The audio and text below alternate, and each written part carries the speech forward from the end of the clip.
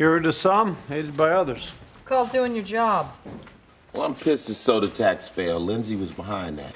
Taxes already go to soda, a $4 billion subsidy for the corn syrup industry.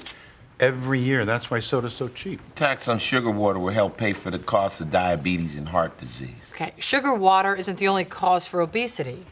At least Lindsay was helping the little guy. The little guy brought to you by Cola Now, refreshing. Come on, money put to good use is good.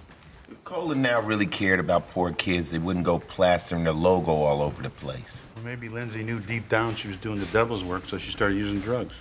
Except the tox screen came back negative. But it only tests the popular drugs, like cocaine, meth, X.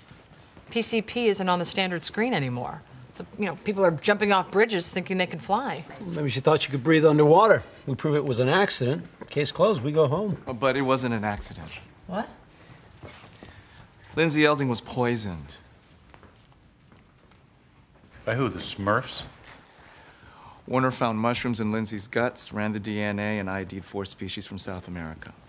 That's not something you get at your local grocer. I hope not.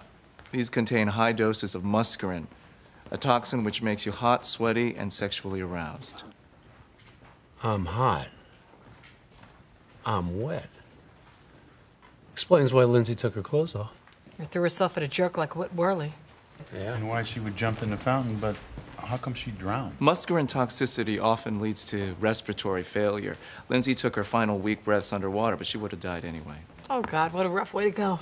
It's okay, Liv. So, somebody slipped Lindsay a deadly cocktail of shrooms. When?